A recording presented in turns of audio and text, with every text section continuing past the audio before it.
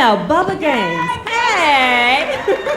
Or Leslie Bubba Gaines, as he called himself when he introduced himself to me in 1980. It's difficult to talk about Bubba Gaines in a few words because he did so very much for my life, had such an impact, a great mentor, wonderful teacher, and a good friend. But even though he was a man of few words, Bubba was always very passionate about his tap dancing. And he was so very unselfish in what he passed on to me. And don't get him talking about the great other tap dancers of his time. And of course, two in particular, Pye and Hutch, who were his partners, the Three Dukes, who toured all over Europe. These were people that were very dear to Bubba's heart. But you know, I must say that dancing was just a very small part of what Bubba passed on to me. He had a way of making sure that I knew that I was going to be all right. He always encouraged me, and he would say, don't worry about it. Take a load off your feet. Tomorrow is another day. It's going to be all right. In fact, the way he looked at life could be summed up pretty much in the words of this little song and dance. Grab your coat and get your hat. Leave your worry on the doorstep and direct your feet to the sunny side of the street. Can't you hear a pitter pat? And that happy tune is your step. Life can be so sweet on the sunny side of the street. Then he do a little thing like a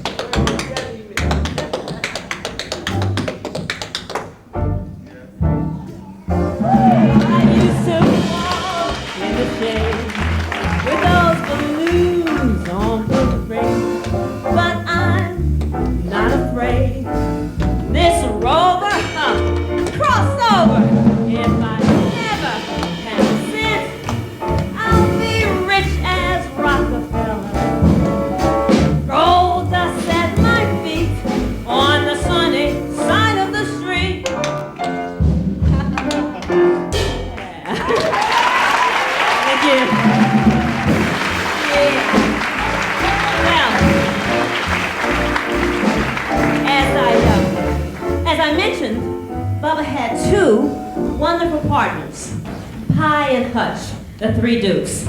Now, like with all groups, you love those who are working with you, but Bubba had a very special relationship with a young man named Hutch.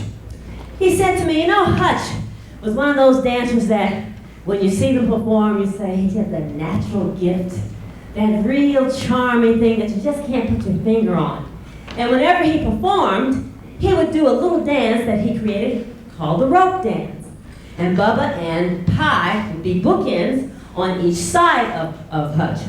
He said, boy, that little Hutch, every time he did that rope, he said, boy, it was wonderful. But you know, like so many of the artists of those days, they saw a lot of heartache. And Hutch used to say to Bubba all the time, oh man, listen, I'm going to be doing this for a long time, and when it's finished, you're going to see me again. Well, Bubba had to identify Hutch before he was 21 years old because he died from a drug overdose. This touched Bubba very deeply, and a man who did not show his emotions very much. I could see them come through then.